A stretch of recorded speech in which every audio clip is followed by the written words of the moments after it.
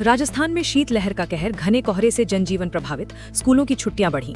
उत्तर भारत में जारी कड़ाके की ठंड का असर राजस्थान में भी साफ दिखाई दे रहा है।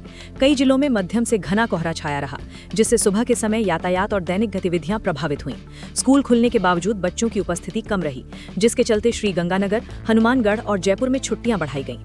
27 जनवरी को बैंक कर्मचारियों की हड़ताल, हफ्ते में 2 दिन बैंक बंद रहने की संभावना। जनवरी के अंतिम सप्ताह में बैंकिंग सेवाएं प्रभावित हो सकती हैं। United forum of bank union से जुड़े संगठनों ने 27 जनवरी को हड़ताल का ऐलान किया है। कर्मचारियों की मांग है कि बैंकों में 5 दिवसीय कार्यप्रणाली लागू की जाए। हड़ताल से सरकारी बैंकों का कामकाज ठप रह सकता है। सीएम भजनलाल शर्मा और मध्य प्रदेश के मुख्यमंत्री मोहन यादव की शिष्टाचार भेंट। राजस्थान के मुख्यमंत्री भजनलाल शर्मा ने मध्य प्रदेश के मुख्यमंत्री डॉक्टर मोहन यादव से मुलाकात की। बैठक में दोनों राज्यों के बीच सहयोग, विकास योजनाओं और प्रशासनिक अनुभव साझा करने पर चर्चा हुई। इस भेंट को क्षेत्रीय समन्वय और बेहतर आपसी संबंधों की दिशा में अहम माना जा रहा है। राजस्थान विधानसभा बजट सत्र की तारीख घोषित, राज्यपाल ने जारी की अधिसूचना। राजस्थान विधानसभा के आगामी बजट सत्र को लेकर राज्यपाल की ओर से अधिसूचना जारी कर दी गई है। इस सत्र में वित्तीय वर्ष का बजट पेश किया जाएगा। साथ ही राज्य की आर्थिक, सामाजिक और विकास योजनाओं पर सदन में विस्तृत चर्चा और महत्वपूर्ण निर्णय लिए जाएंगे। पंचायत परिसीमन को सुप्रीम कोर्ट की मंजूरी, अप्रैल 2026 तक होंगे चुनाव। राजस्थान में पंचायत परिसीमन को सुप्रीम कोर्ट की स्वीकृति मिल गई है। इसके बाद राज्य में पंचायत चुनाव 15 अप्रैल 2026 तक कराए जाएंगे। परिसीमन के तहत ग्राम, ब्लॉक और जिला पंचायतों की सीटों का नया निर्धारण किया जाएगा, जिससे निष्पक्ष और संतुलित चुनाव सुनिश्चित हो सके।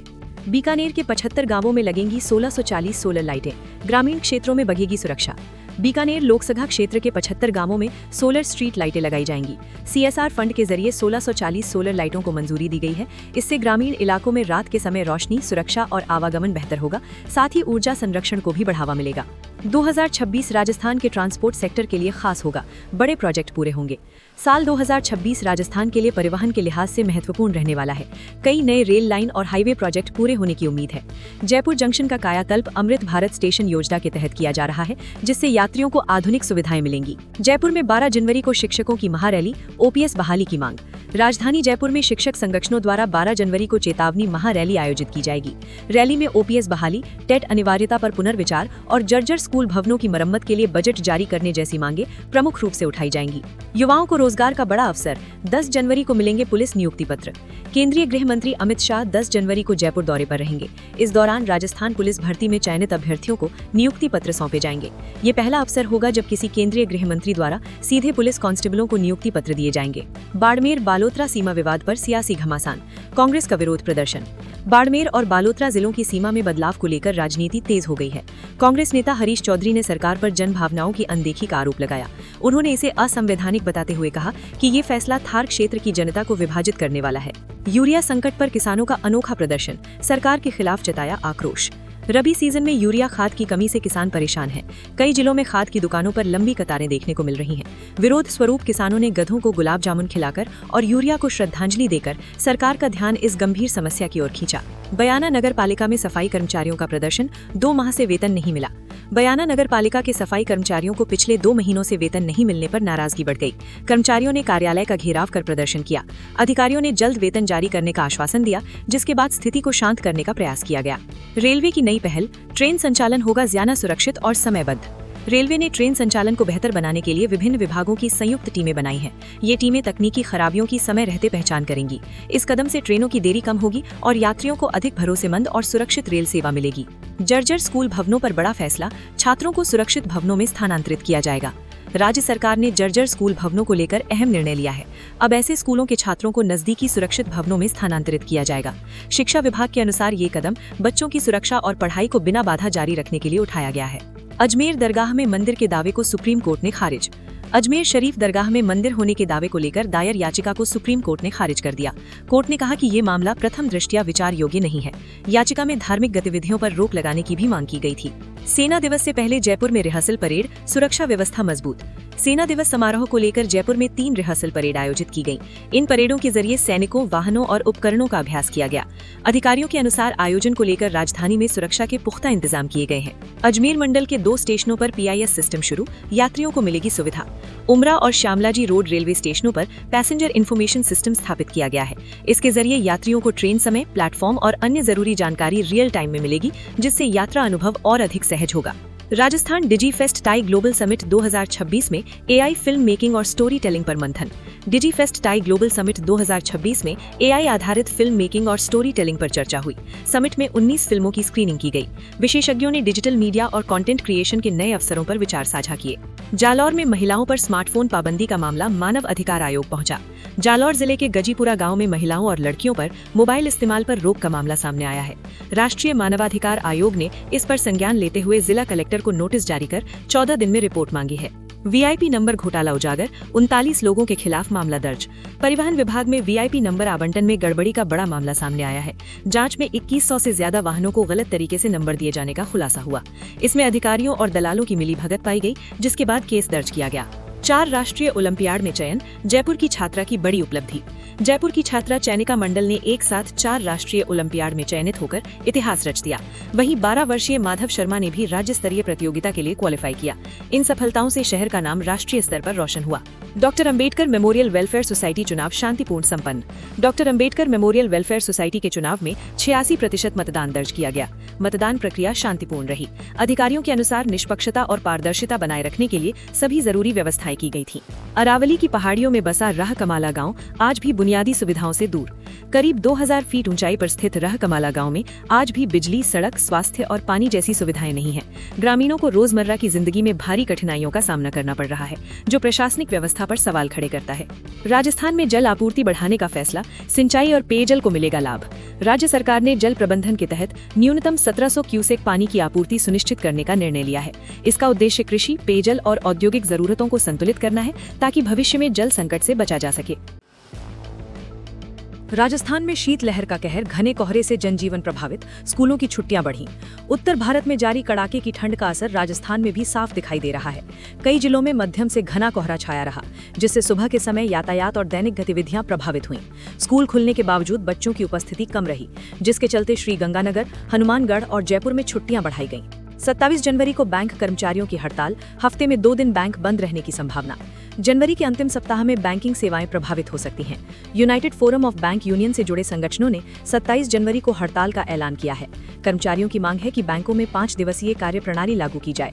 हड़ताल से सरकारी बैंकों का कामकाज ठप रह सकता है। सीएम भजनलाल शर्मा और मध्य प्रदेश के मुख्यमंत्री मोहन यादव की शिष्टाचार भेंट। राजस्थान के मुख्यमंत्री भजनलाल शर्मा ने मध्य प्रदेश के मुख्यमंत्री डॉक्टर मोहन यादव से मुलाकात की। बैठक में दोनों राज्यों के बीच सहयोग, विकास योजनाओं और प्रशासनिक अनुभव साझा करने पर चर्चा हुई। इस भेंट को क्षेत्रीय समन्वय और बेहतर आपसी संबंधों की दिशा में अहम माना जा रहा है। राजस्थान विधानसभा बजट सत्र की तारीख घोषित, राज्यपाल ने जारी की अधिसूचना।